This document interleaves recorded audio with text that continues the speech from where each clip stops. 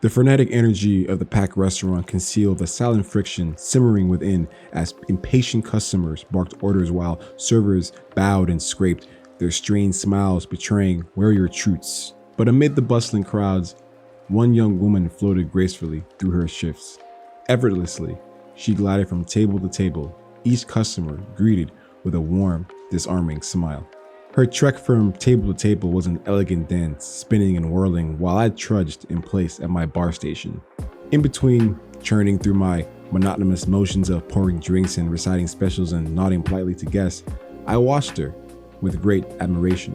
Whenever she veered near my bar station, her eyes sparkled with secrets that I yearned to unravel, making me wonder what mysteries lurked behind that vibrant feminine gaze of hers. There was a glow about her that I can't deny. She lit up every corner of this dreary place. Her light cast away the clouds that hovered perpetually over this environment.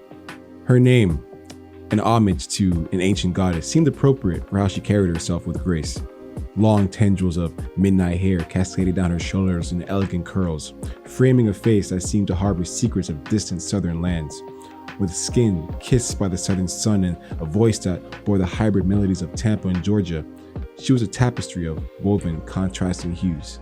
This young waitress had a penchant for the unnoticed, an eye for a detail that went beyond simply taking food orders and serving tables. She stole keen glances, collecting pieces of me I had not realized were scattered about. She noticed my subtle changes, a freshly trimmed haircut, the faintest shift in my demeanor. Each observation was echoed in fleeting compliments that felt like dewdrops, taming the masculine in me with her rose-petal lips. Yet, it was her endearing clumsiness that painted her with a certain vulnerability, an innocence that made her more approachable. She would stumble and then joke about it, her laughter a musical accompaniment to her mishaps. There was an instance where I caught her fall and she responded by saying, "You seem to always be there to catch my fall.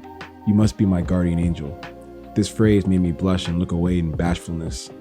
My interaction with her, while gentle, was laced with deep admiration.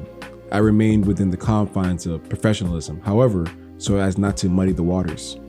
You could say my admiration for her is a silent sonnet, written in glances tethered by the unspoken rules of workplace decorum. I have to remember, she's just a young woman, and I'm close to her dad's age. Whatever we have is likely fleeting. She may have a little schoolgirl crush, but those come and go as fast as her age. I enjoy her vibrancy and charm, no doubt. Her energy makes the dull days less dull, but I'm clear-eyed enough now to not fool myself into thinking this could go anywhere. I'm mature enough to keep my feelings separate from my actions. Soon enough, she'll be off to new horizons, as the young do, and I plan on moving on soon myself before too long.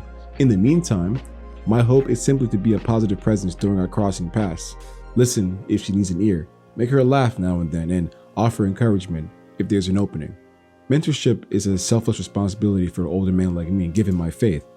Young people flow in and out of my life. My role is to try leaving them better for the brief knowing, to provide stability to those just learning their way. It's not about my own satisfaction, but rather fulfilling an obligation higher, a duty expected of those who would walk rightly with God. This young woman, she has ambition and a bright future ahead. The best thing that I can do is be the steadying older brother she never had.